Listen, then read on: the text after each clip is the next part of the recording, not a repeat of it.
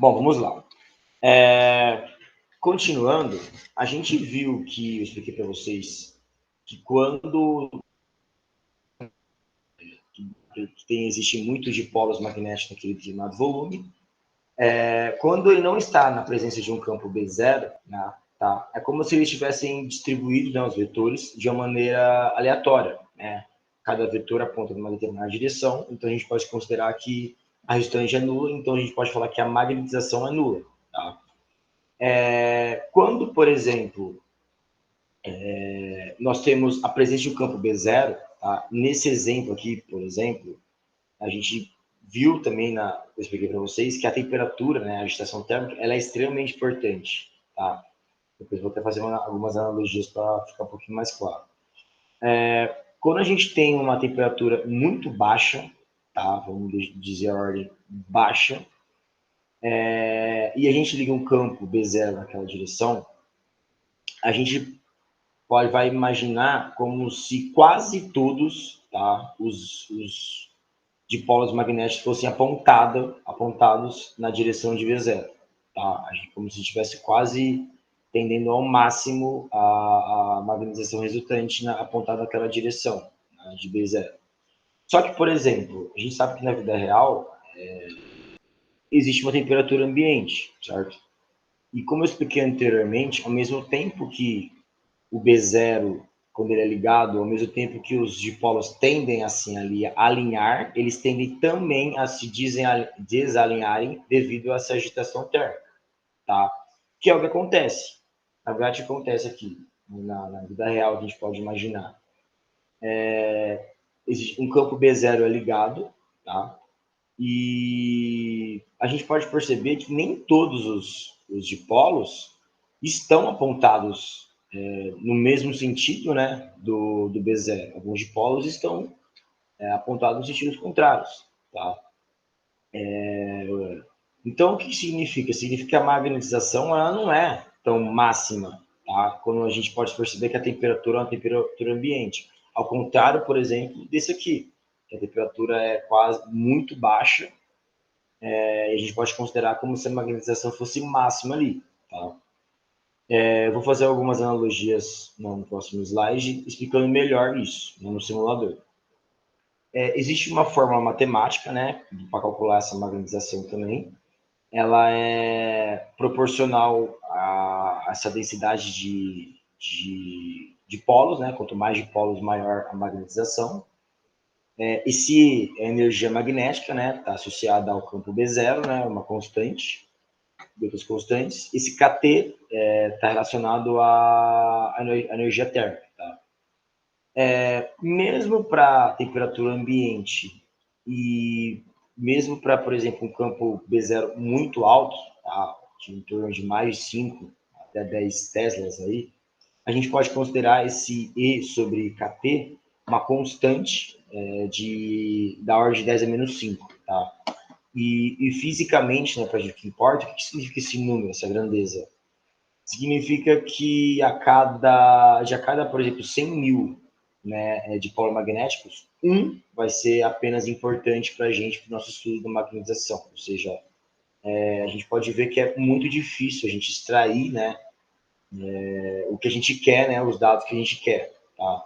Matematicamente, a gente vendo isso a temperatura ambiente, tudo bem? Agora eu vou mostrar para vocês fazer uma analogia, tá? Para vocês verem, só para a gente ter uma noção, tá? Do que eu estou querendo dizer. Vamos supor, por exemplo, o seguinte. Vamos supor que nós temos essas partículas, tá? Vamos supor, fazer uma analogia. Vamos supor que essas partículas, elas representassem os spins, tá?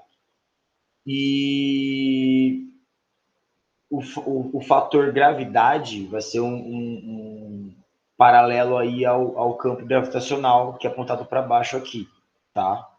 Muito bem, então vamos lá. Essas bolinhas como se fossem representadas pelo vetor de polo magnético e a gravidade fazendo analogia com o campo B0. Beleza. Nesse exemplo aqui, o que a gente pode perceber? Ó, a gente vai simular esse exemplo aqui, tá? Em que você tem uma presença de um campo B0 e a temperatura é extremamente baixa. A gente pode fazer exatamente essa analogia. Como? Ó, a partir do momento que vocês podem até ver aqui, ó, essa temperatura, vamos colocar da ordem de achando, vou colocar 2 kelvins ali, 1 kelvin agora, que é extremamente baixo. Vocês podem ver o quê? Que quase não existem, né? Vou botar zero aqui, mas a gente sabe que não existe zero Kelvin. Vou colocar, deixar aqui para... Aqui, no tanque. Vocês podem ver que essas partículas quase não estão agitando, né? A gente sabe que a temperatura está associada ao grau de agitação das partículas, tá? Então, o que a gente pode perceber?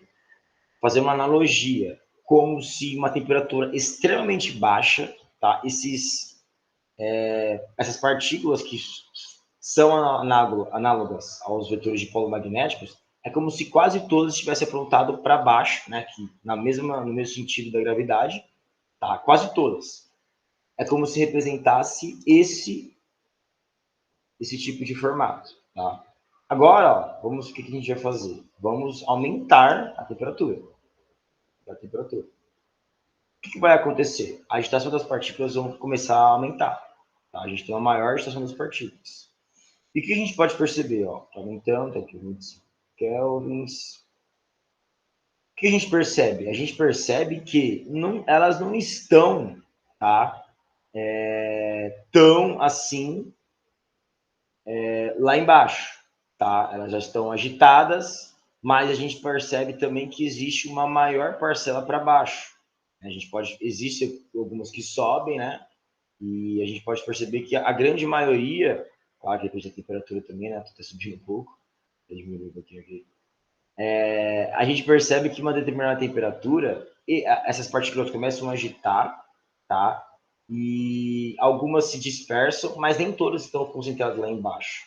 E é isso que eu queria mostrar para vocês, né? Até diminuir um pouquinho a temperatura para ficar mais claro. Ó, elas estão agitadas, existe a temperatura também, só que esse grau de agitação, algumas se dispersam e nem todas estão concentradas mais para baixo. Elas começam a dispersar um pouquinho mais para cima, que é esse exemplo aqui que eu passei para vocês, tá? Quando a gente tem uma temperatura da ordem da temperatura ambiente, tá?